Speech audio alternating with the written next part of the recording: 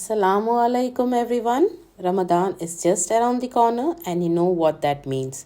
Time to get our homes and kitchens ready for the most blessed month of the year. Today we are going to tackle some of the super important prep tasks among the many, but don't worry, we are going to keep it easy. So let's get started.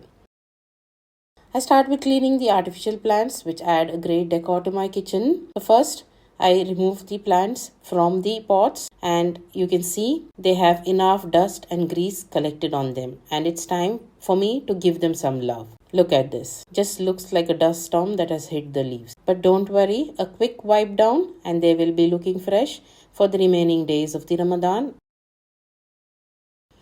So what I do here is I dip them in hot water along with few drops of liquid detergent and baking soda.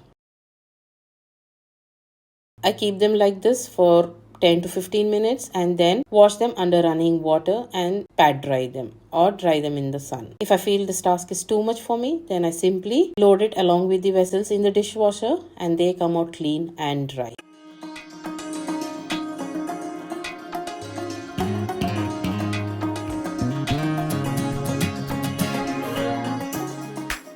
Now that they are clean and dry, I put them back into their respective pots and look at them. All beautiful and set.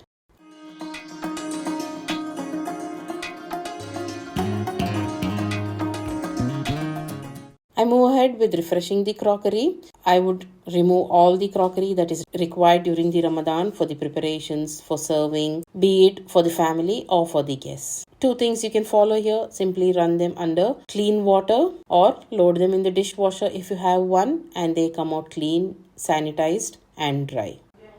Ginger garlic paste is that one ingredient that is used in every dish of mine, be it vegetarian dishes, be it non-vegetarian dishes, kebabs, side dishes or gravies.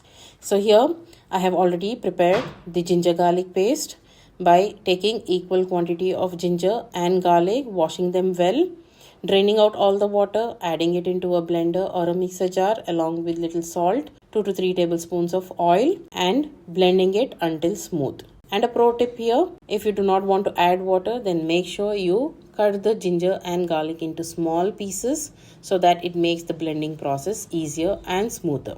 Now I will transfer these into small containers. Now you can see I have two containers here. One container I will be moving into the refrigerator and the other goes into the freezer. When this container gets over, a day before, I would move the container from the freezer to the refrigerator and the next day I will have it ready to use. A pro tip here, label it as ginger garlic paste or you might mistake it like me for a chutney later, since we are doing a lot of meal preps for Ramadan here. Next, I love storing peanuts, hence preparing them quite earlier. So what I've done here is I've taken half kilo of peanuts, dried them under the sun for one day to make sure that they had no those tiny insects in them. I dry roasted it in a pan and allowed it to cool. Once cooled, I removed all the skin of the peanuts and here you see the peanuts ready to store. You can either crush them and keep or store it like this as such. Store them in an airtight container. And here they are ready to munch on during Taraweeh breaks or to sprinkle over chaat or your salads or even utilize them to prepare yummy and delicious chutneys. Next, I'm preparing seasoned breadcrumbs, which is a total game changer in the kitchen. Whether you're coating chicken or topping a pasta or making crispy snacks, these breadcrumbs are about to become your best friends. So for this, into a mixer jar, I'm adding few slices of bread. Here I've taken 8 to 10 slices of bread, which are perfectly enough for me to use them for the week. Tear it into chunks and add it into the mixer jar, or even you can use a food processor to prepare breadcrumbs out of it. If you like them super fine, blend it longer for a chunkier texture, pulse a few times and it's completely your call. Since my mixer jar is a little small, I am preparing this in 2 batches. For the second batch, I am going to add a tablespoon of oregano, a tablespoon of chili flakes, half teaspoon of paprika powder and a teaspoon of salt. If you do not have oregano, you can use mixed herbs as well. Now blend this all together to mix it evenly. Now you can see the batch 1 was only breadcrumbs, plain breadcrumbs, and the batch 2 is seasoned breadcrumbs. You can see the difference in both of them. Give a longer shelf life for this, or to make sure that it absorbs less oil while deep frying them or shallow frying them, I love to dry roast these breadcrumbs. So hence adding it into a pan and dry roasting it on the lowest heat for around 1 to 2 minutes. Once it's done, I'm going to spread it on a plate to make sure it cools down completely, and only then I will transfer it into an airtight box. I would be storing this in the refrigerator, or you can also store it in the freezer. Next step is cutting dry fruits and storing them well, which is a time consuming process for me during the iftar time. So here I have enough quantity of almonds, which is badam, cashews and pistas. I am mixing them all over and slicing them using my food processor. So you can cut them up, chop them or slice them using a manual slicer or a food processor or the electric one.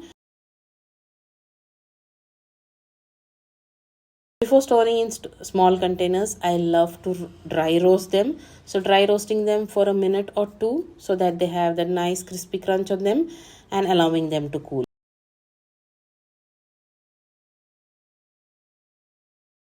Once they cool down, store them in airtight containers, and they are perfect for adding it into the desserts, milkshakes, oatmeal, or just sneaking a handful when you need an energy boost during suhoor. Moving to the next step is storing the garlic cloves, which are peeled, which I have washed them well and made sure the moisture is all dried out.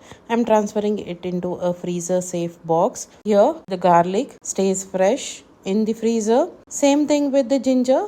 I bring ginger, clean it well, peel it well, wash it and dry it well. Once dried, then I cut it into thin slices and store it in a freezer safe container, just as you can see it here. I had already followed this process 2 days back, and now you can see how thin the slices of the ginger are and how separate they are. They don't stick to each other.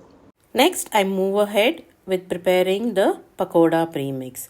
Who doesn't love crispy pakodas, and that too for Ramadan iftar? Here in a mixing bowl, I'm adding 1 kg of besan, into which I've added 2 tablespoons of rice flour, 1 tablespoon of baking soda, 1 tablespoon of salt, and I'm going to sift it well to remove any impurities and lumps if any.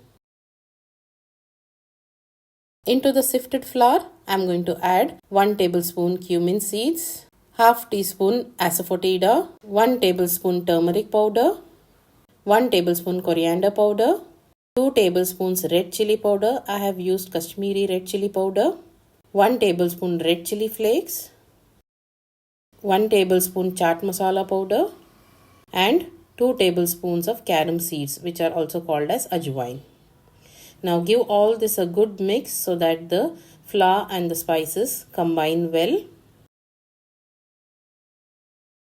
Once mixed well, store this pakoda premix in an airtight container, and when you want to prepare pakodas, take the required quantity of flour, mix with the required amount of water, check for salt, add if required, dip in your favorite veggies and deep fry them. I also like to label all my preparations, and hence the label Pakoda Premix.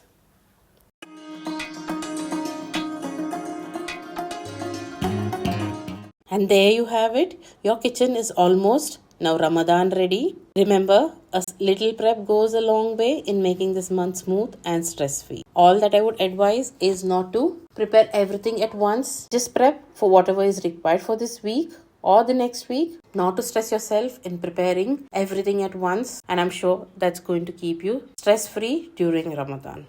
Now enjoy a well-deserved cup of tea and get ready for the blessings of Ramadan. Ramadan Mubarak to everyone in advance. Thank you so much for watching this video. Take good care. Bye-bye.